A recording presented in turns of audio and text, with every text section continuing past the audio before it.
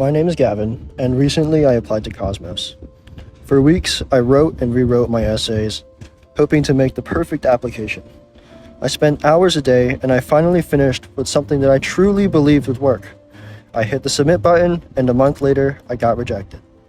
The feeling of loss after opening that email reminded me of Edgar Allan Poe's Annabel Lee.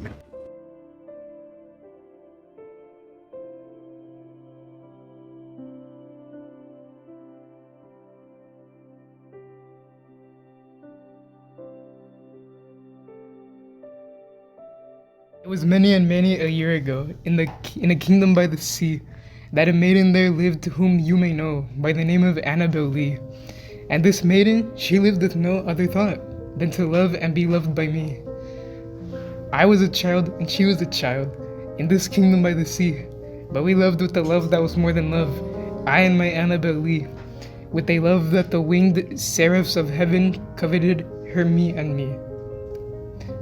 And this was the reason, long ago, in this kingdom by the sea, a wind blew out of a cloud, chilling my beautiful Annabel Lee, so that her high-born kinsman came and bore her away from me, to shut her up in a sepulchre in this kingdom by the sea.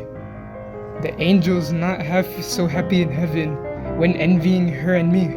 Yes, that was the reason, and as all men know, in this kingdom by the sea, that the wind came out of the cloud by night, chilling and killing my Annabel Lee. But our love, it was stronger by far than the love of those who were older than we, of many far wiser than we, and neither the angels in heaven above, nor the demons down under the sea, can ever dissever my soul from the soul of the beautiful Annabel Lee. For the moon never beams without bringing me dreams of the beautiful Annabel Lee. And the stars never rise, but I feel the bright eyes of the beautiful Annabel Lee. And so, all the night tide, I lie down by the side of my darling, my life and my bride, in your sepulchre, there by the sea, in your tomb by the surrounding sea.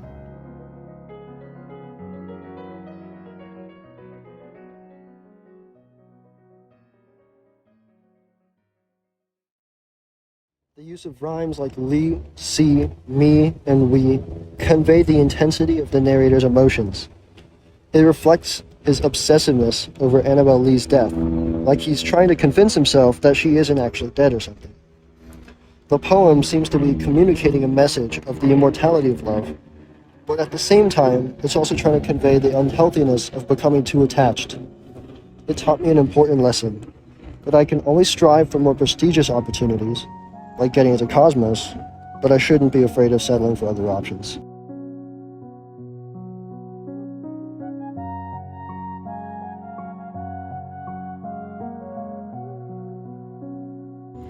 One reason why I find Annabel Lee quite breathtaking and really just captivating is its ability to be able to cause such strong emotions and show vivid imagery, especially in the line, quote, "For the moon never beams without bringing me dreams of the beautiful Annabel Lee," end quote.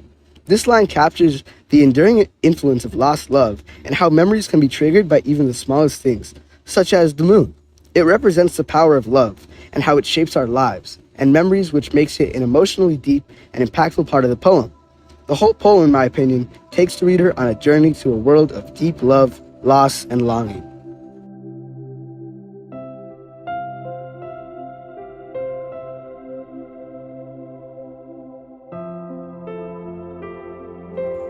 Edgar Allan Poe's life experiences seem to be significantly influential to the themes, setting, and devices used in Annabel Lee.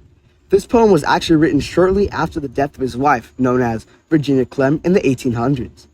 And it's the poem's exploration of love, loss, and grief that seems to mirror Poe's own experiences.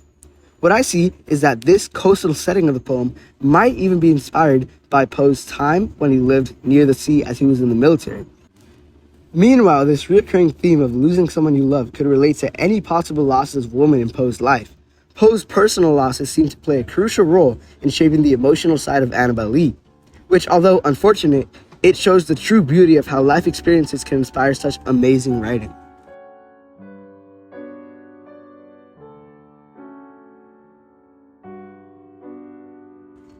Now, when it comes to our sources, the poem used was Annabel Lee by Edgar Allan Poe, who is our author. Meanwhile, the music used was Lonely Piano, A Gentle Breeze, Piano Music, number 14, and Gymnopede. The websites that we used for the autobiography would be SparkNotes and biography.com/authors-writers for Edgar Allan Poe. Those were our additional research sources. Meanwhile, the speaker for the poem Annabel Lee that we used was Alexis Umana. Thank you.